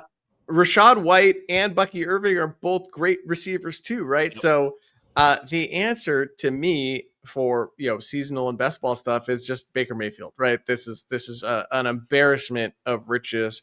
But last year Godwin got hurt. Evans missed 4 games, so Yeah. opportunities can arise, and that's probably why they took Igbukah, because when those two dudes were out, I mean, it was like Jalen McMillan, Sterling Shepard, Trey Palmer, Right. and like Cade Otton. Raheem Jarrett or whatever, right? So ultimately, I agree with you, by the way, and I think this is the Mike Evans, Chris Godwin show for as long as that lasts, I right? agree. I agree. I agree there. Like, that's what I'm saying. Like, now, whether or not Godwin comes back and he's healthy, whether or not either of them stay healthy this year, that's definitely up in the air. I mean, definitely up in the air. It feels like Mike Evans always has a hamstring or something like that, and not even calling him injury prone. I'm just saying it happens a lot for him. Whatever the case is, I don't know why, but he's gonna miss a game here and there. Missed 4 last year, as you point out. I think Emeka Ibuka will play. I don't think he's going to be like some elite fantasy scorer out the box at all. I don't think that in any way, actually. I think you're going to have to kind of wait. But I think he'll have some meaningful moments here and there. But if and when one of those two guys goes down, then it changes altogether. Then all of a sudden, maybe it's the Ibuka Godwin show or the Ibuka Evans show or whatever the case.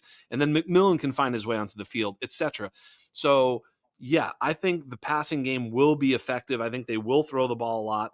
And Joe, is their defense any good? Like, I mean, is this going to be right? I don't think so. Their secondary was No, a problem, right? they do not check the box on the good defense binary threshold test of these So, offenses, right? Like, Right. so we're pretty enthusiastic about the fact that they're gonna have to sling it all over the field for sure.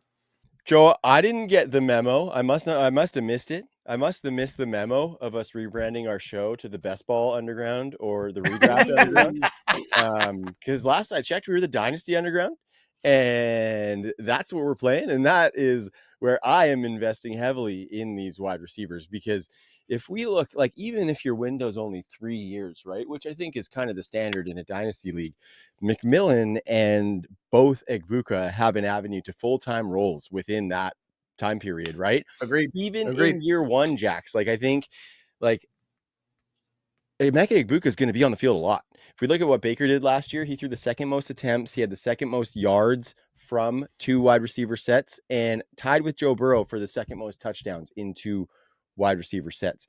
So, or 3 wide receiver sets, sorry. So they're all going to thank you. So I've been looking up lots of personnel shit the last couple of days, boys.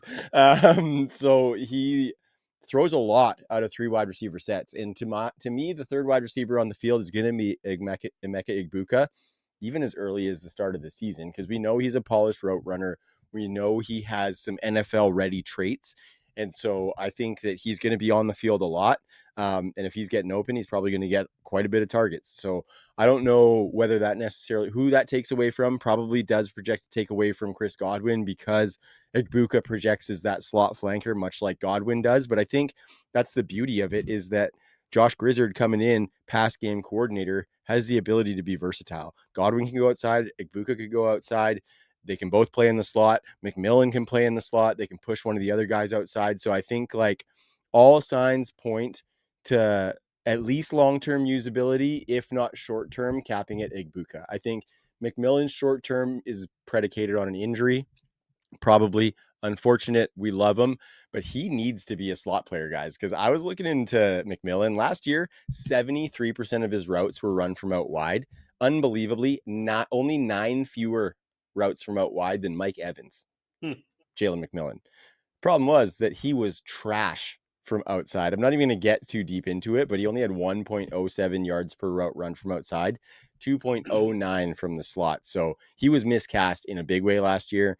And I think if he can settle into being a slot with maybe Egbuka Godwin for the long term, or at least Egbuka and somebody for the long term, so after 2 years from now, probably, I think things can still look up for Jalen McMillan. Tough hold for that long, but it's Yes. not like you're getting shit for him in a trade right now. So what else are you going to do with him?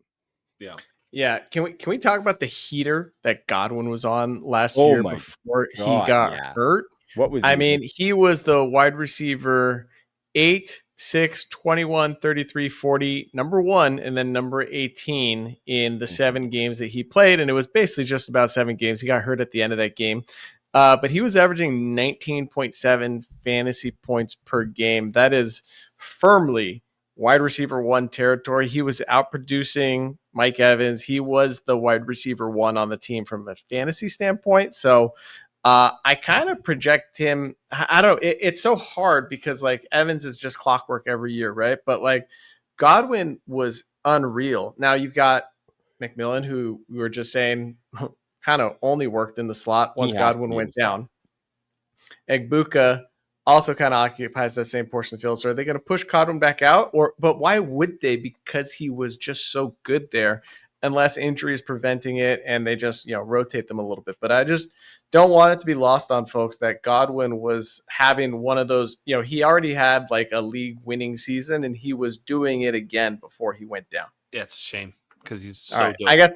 I guess now we can talk about quarterback.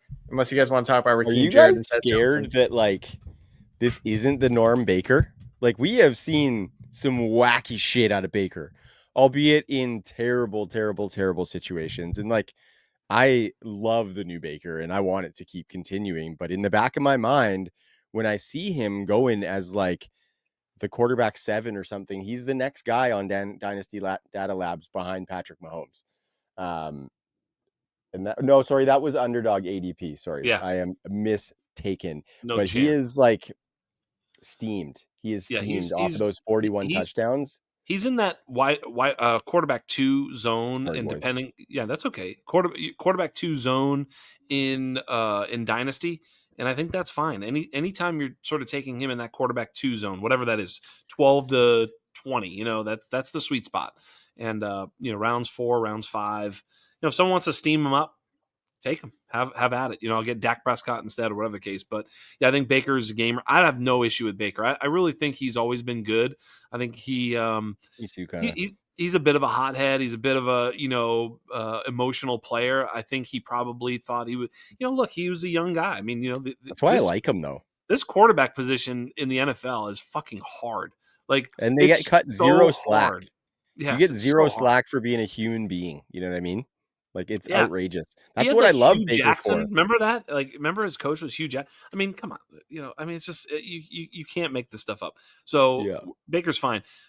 I mentioned that Brandon Adam invited us to Yeah. the league that we're in, and he's dope dude. And he drafted Bucky Irving, and he sent me a big long DM like, "You like that pick, or what do you think about Bucky?" And he went on to have a very, very strong pro Bucky take. Like, this is Jahmyr Gibbs light. Like, this is the real deal. He's a super talented, absolutely precocious young player who's going to be in the fantasy forefront for years to come. They love him there. He's entrenched as the RB1. He's on one of the best passing offenses. And I was like, yeah, probably. I don't know. Like that's a good take is all I'm saying. Like, if that's your take, if your take is Bucky's dope, I'm all in. Call me fucking crazy, but I'm going all in on Bucky. There's something to be said for that. I could feel that a little bit. I mean, he looked that good. Like, you watch some of those games, like, dude, this kid's fucking good. And the numbers are there to back it up. We loved him. You remember, I can see the gleam in Joe's eye when I start talking about Bucky and how we felt about him pre-combine, pre-draft. We were all in on Bucky. We were right, and maybe that's just what he is. Maybe he's just really awesome, and we were right from our eyes from the beginning. What are your thoughts? Catches passes, check. On a dope offense that honestly seems too talented to fail, check. On a team with a bad defense, and it's a fallacy to say any team with a bad defense is going to result in a good offense, but they do have the pieces. It's just lopsided. That's how they're going to win games. So check. They got to score points. Running back's going to score a good chunk of those points. He can do it in 2 different ways. Terrible speed, not great size, but elite quickness and vision. And like, that's kind of what he's, what makes him so special is his change of direction and just the way he finds creases and finds corners. So I'm kind of with him in that, Bucky's probably a great asset for as long as he's healthy. The size still scares me a little bit. And I think he's a little bit situation dependent, but it's a great situation. And yeah, we ride those with running backs. Absolutely. Yeah, the running back window is only 2 years on any running back. Like, you can't Yeah. project further than 2 years with almost any running back except, like, Genty, Gibbs, and Bijan. Other than that, you have a 2-year of knowing what the hell is gonna happen with any other running back in the NFL. So, his 2 years look really good.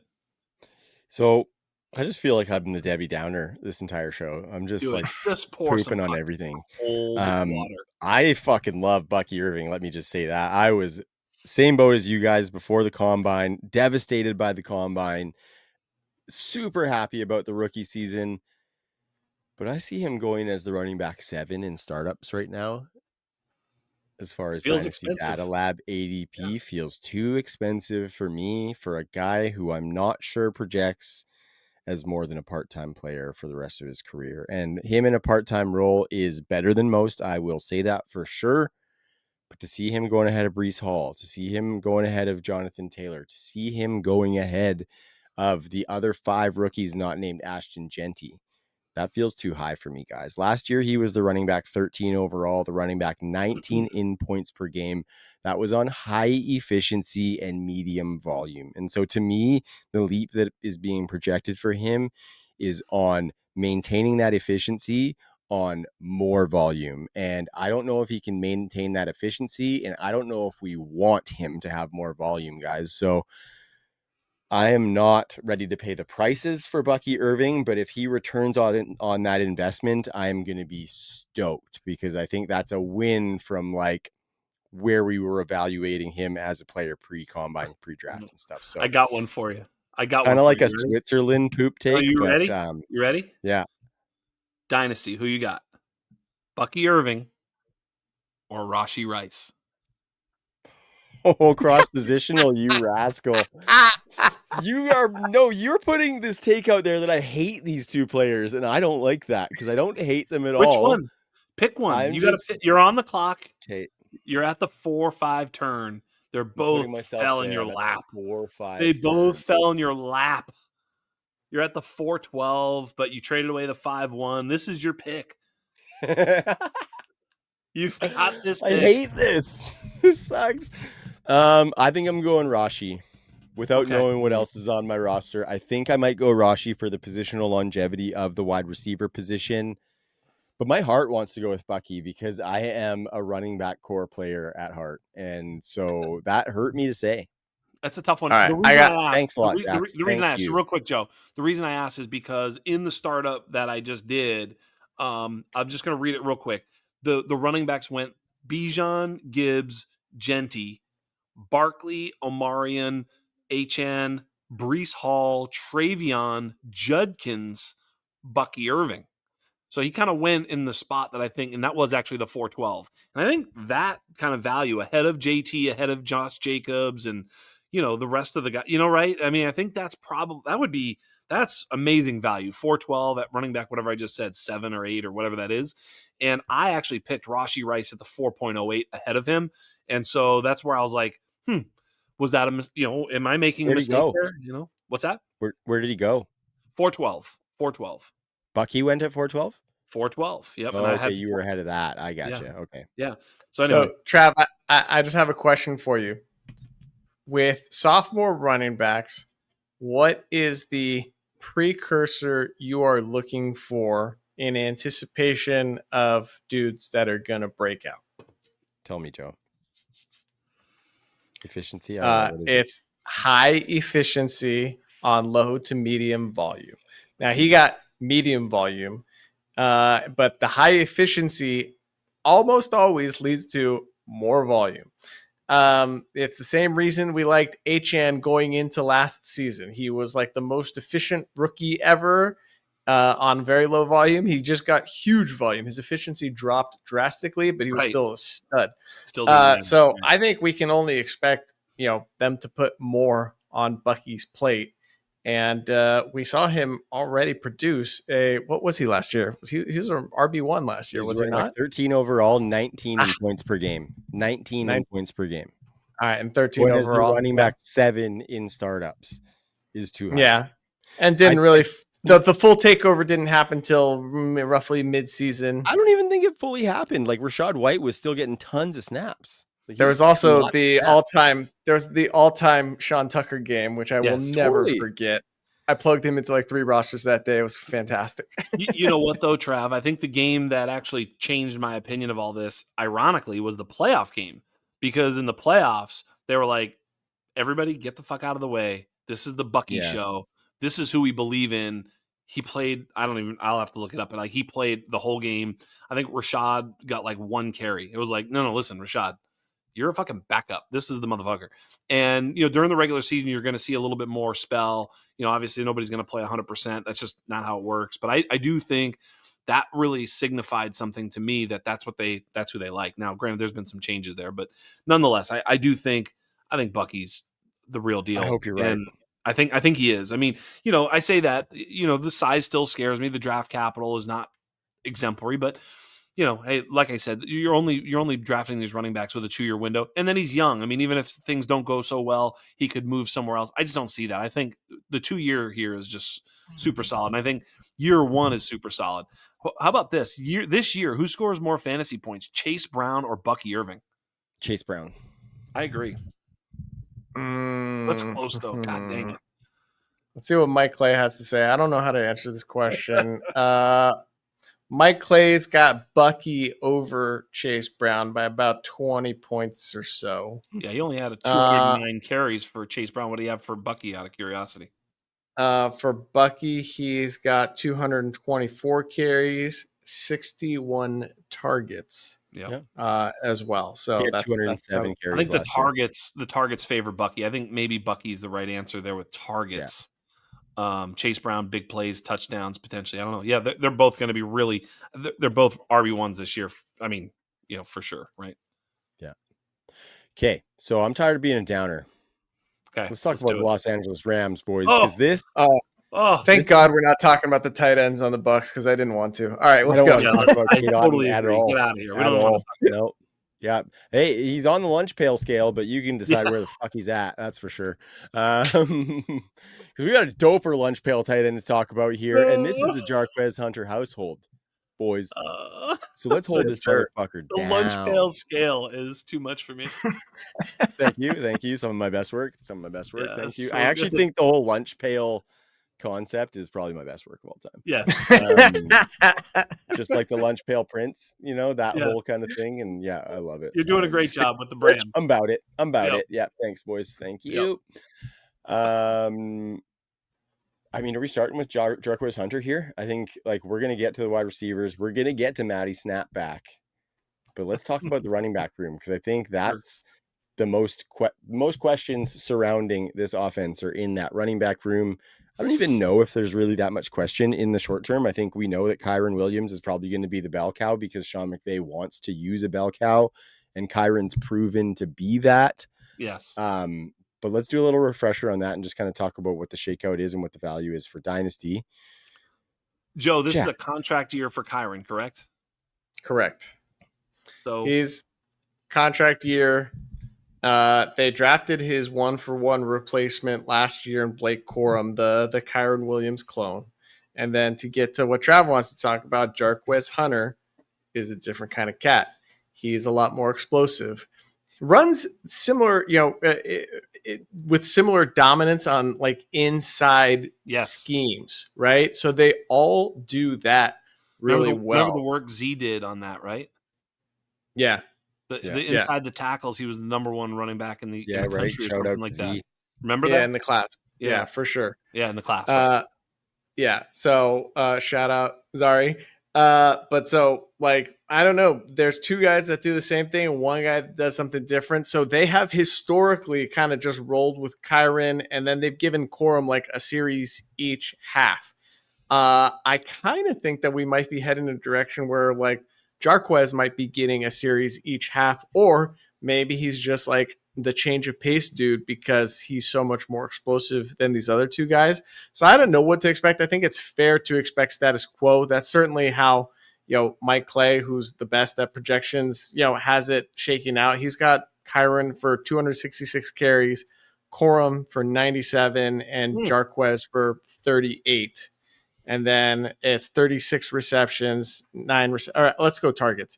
It's 46 targets, 11 targets, and 5 targets, respectively. Yeah. I think we all agree that, he discounts rookies probably more than we do. And that's probably directionally correct. But there are certain cases where we think these dudes are going to emerge and are going to outperform the median projection. But I don't know. I'm invested all over this backfield. I kind of believe in all three of these guys in different ways, and just want to have the dude that goes off. Mm-hmm. Yes, I agree. I think the contract year thing is very interesting because they could just let Kyron walk after this year, and then you've got a Corum, Jarquez situation where it could be either one of them is daddy's favorite. You know what I mean? Because really, it's all about whoever Daddy McVay likes is going to be the guy that plays. I mean, he's proven this that he'll kick the trend of just playing the highest drafted player, or the biggest name, or whatever the case, and he'll just go with the guy he likes. And that's how Kyron got to where he is right now. And with all that being said, I think he's going to stick with Kyron one more year and probably run it till the wheels actually fall off, and then be like, you're too expensive. I've got these two guys, and 2026 is when we'll see Jarquez and or Blake Corum have a more fulfilled role. And yeah, I kind of think with the drafting of Jarquez, it insinuates that they aren't exactly in love with Corum, although they could love all of them. It's a very interesting backfield, but injuries always play a part too. So, I mean, I think that's why Joe's says it right. Just try and get a piece of any one of them, because as soon as one of them is the guy, whether it be by injury or favor, it's a very lucrative spot to have. So, even if Jarquez only plays 2 or 3 games, we hear Scott Connor talk about this all the time. He's like, I don't really care when the moment arises, but if the moment arises where Jarquez is a starter, even for a game or two, I'll play him. If not, I won't. It's that simple. You just sort of have enough running backs where that's something that you have the capability of doing. I don't think we're going to know. I don't Right. think we're going to know until we see the situation where Kyron is out and we see how it actually shakes out. I think he is literally just a hold on to this asset, and you may it could be a boat. It could be a boat. Yep. Yep. But the thing that we do know in this offense is the triumvirate of the absolute gold that can be found in the 9th and 10th round of startups. 9th, 10th, 8th, 9th, 10th, 11th is somewhere where you can just smash home. You don't even have to do the 8th. It's the 9th or later that you can smash home Devontae Adams and Matthew Stafford stack. And in Dynasty, I can't find a better value for production in the world than that stack at that time. And it could last you 2 years. I mean, I'm not saying it's going to last very much longer than 1 year, but it could be 2. And if you can get Matt Stafford to Devontae Adams stack for 9th, 10th round startup value, oh my God, it is unbelievable. I mean, you can really build a juggernaut by smashing those two late. And Puka, early second, I mean, he's 24 years old. He's been the number 1 target earning wide receiver in the NFL since he's been in the league. Like, this is the guy that Matthew Stafford throws the ball to over Cooper Kupp, who is the Triple Crown winner. I mean, this is absolutely the best concentrated target share there is in the NFL, with a team with one of the best passing quarterbacks the world has ever seen. This is unbelievable. Unbelievable. Did we take Stafford in the league we all did together? We missed him. We missed him. All right, because we got Mahomes and Goff, but we did get Devontae. Right. Yeah, I've done 3 startups solo this offseason, and I've gotten Stafford in 2 of them, and I'm just absolutely giddy about it. I already have a decent amount of Stafford. I mean, yeah, we buried the lead going right to running backs, because the story here is these 3, the greatest value. And I'm sorry, I know this is a dynasty show, but he's also, you can get him in the 150s on Underdog right now. It is a joke. It is the easiest elite stack you can possibly get, guys. You can get, if you get Puka in the first, you can easily get Devontae in the 3rd, and then you get Stafford in like the, whatever it is, at 150. I don't know, what is that, the 13th round or something, 12th round, something like that. Yeah, reach to the 11th or whatever. Yeah, it's absolutely ludicrous. Talk about consolidated target tree, right? Puka, Devontae, Kyron even. Yes.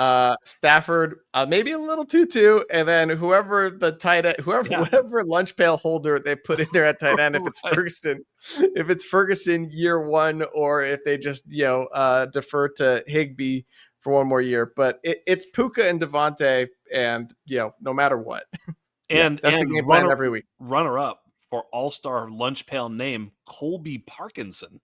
Absolutely. Holy Dude's got a flow on him too. 2 names. I mean, he's got the Colby and the Parkinson. Totally. Yeah, what about Davis? What about really Davis long Allen? hair. Davis Allen's it's half. Davis is a unbelievably lunch pail first name, but Allen could go either way. All right, but the Colby Parkinson, it doesn't get much lunch pailier than that. Terrance Ferguson doesn't sound like he's holding a lunch pail, but he is. Dude. Yep. He's got a special lunch pail like the Batman or something. Like he's spicy.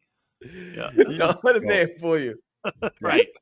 Yeah. He's a complete misnomer. Yeah. All right. So we're I mean, probably a longer term play, T-Ferg, right? I don't know what I you're agree. getting into. Who knows? Kind of branch off of that. Dude, they love him. Well, they were talking in the draft room a lot like they were talking when they drafted Puka.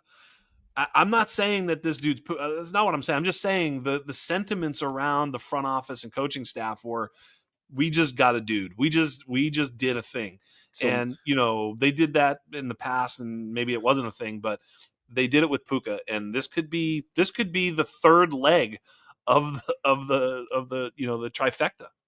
Well, remember when Higbee went on that heater? Was that 3 seasons ago at the end of the season? And what had to happen around him for that to go down? I believe he got hurt. Cup was out. He scored a bunch of touchdowns, and I think Cup was maybe out. Yeah, that one of the top receivers was out, and so they had to go to Higbee by default. So I kind of think that's what's in line for Ferguson. I mean, Devontae is old; he can get hurt. He's more likely to get hurt than a guy who's in his mid-20s, right, at 31, 32.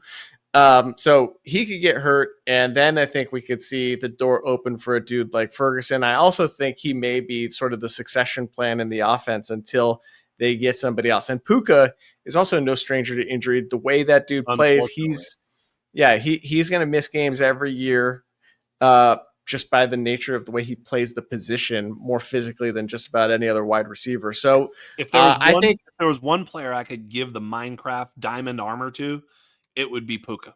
I don't know what you're talking about, but I'm going to laugh anyways. It's a Minecraft joke. Are you kidding me? I've got kids. Yeah. I don't know about that just yet. Crib. Oh, no Minecraft in the crib there, Trav? Not yet. They don't have a 6-player option, I think. Good one. Now that joke I got. Oh my God. But so anyways, I think my point is this is just me. This is a half take, but I think Ferguson is a plug and play if Adams or Nakua are out. Talk dirty to me, Joe. Well, look, fucking he's dirty. We got to see him. We got to see him climb the ladder first, right? I was going to say don't even need it. No. Look, he's got to play, and I did this. You do this every single year. You just track snaps first, and then routes run, and then targets. Like you just look at some of the first thing first. Can you play snaps? Like if you're on the tight end specifically, yeah. Yes, because even a tight end can just be like, oh, he's on the field. They like him. It's like, okay, he ran routes. Oh, they actually trust him. He received targets. The quarterback now trusts him. It's like that's the pathway of actually meaning something. So just hope for snaps first and be patient. If he's on the field, he's going to get targets in that offense because that offense is gonna zip it all around. I love this. I love this whole thing. This is so much fun. Sean McVay, when they drafted him, looked over at one of the other coaches or something and said, "Hey, we're going to do some 12 personnel or 2 tight end sets or something." And if he does that, he hasn't historically done that much. He hasn't had the players to do that, I will say. But I think he's a coach that can morph to the players on his team. I think Terrance Ferguson can play a little slot as well. So I'm stoked about it. Like Puka and Devontae on the outside with Terrance Ferguson in the slot. Like think about the upside Ferguson can have if those two hogs are taking coverage. There are sort of two things I just want to say before we're done with the Rams. One is like you need to go like the Rams allowed, a film crew into their draft room and these videos got released sort of after the fact. Watch like the reaction and the thought process behind Ferguson. They wanted to take him in the first round. They were willing to take him in the first round. Then they ended up trading back and like were just threw over the moon to get him in the second round, but they had him as a first round talent. Right. And two, like their number one priority on day 3 was to get Jarquez, and like they were again over the moon to get Jarquez. So those are two guys they really, really like. And number 2, kind of makes us feel good too because we really like both those players heading in too. Yeah, exactly. Number 3 too, Joe. All right. Well, number 2 for me is that Sean McVay is an absolute kingmaker in fantasy. Do not lose sight of that, right? From, the Todd Gurley days, to obviously Cooper Kupp, to Puka. Robert Woods. Yeah, Puka. I mean, this dude Kyron, yes, this dude just produces stars for us. So you always want like the focal points of a McVay offense because he will pepper these guys or, feed them relentlessly. Yes. So just don't forget that. And all roads kind of lead back to Matthew Stafford. Right? Hell yeah. All right. Anyways, what's number 3, Trav? No, I was saying that you were on number 3. You said number 2 twice. Oh, that's what I was saying. I was telling you that you were on number 3. Oh, okay. All right. Well, number 4. No, we are finito, boys. That is a wrap on this episode. 6 teams did we get through or something? 5. 5 teams. I think we did a really wrap around look at all of them, boys.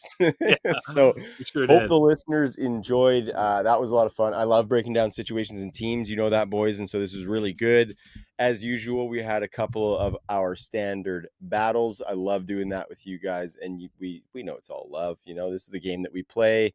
Who knows who the fuck's going to be right? So let's just talk about it. All right. Yep. Anybody got some party shots for the people? No, just think it through with us. Iron sharpens iron. Absolutely. Yeah. Let us know in the comments what you thought about all of our takes.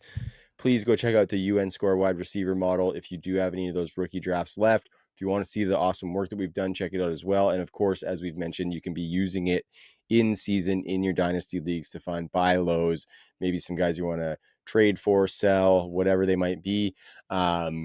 Use that model at shop.theundroppables.com. We're going to have our Dynasty Top 200 coming out at the end of this week, boys. We're going to have just a bunch of cool stuff this offseason. So thank you to everybody for riding with us. Make sure you subscribe to that YouTube channel and check out all the other stuff. Discord is free and it's bumping. I could go on, but we've been here for a long time. And so for Jax Falcone, for Joe Quavius Kupatakis, I'm Trav. Peace.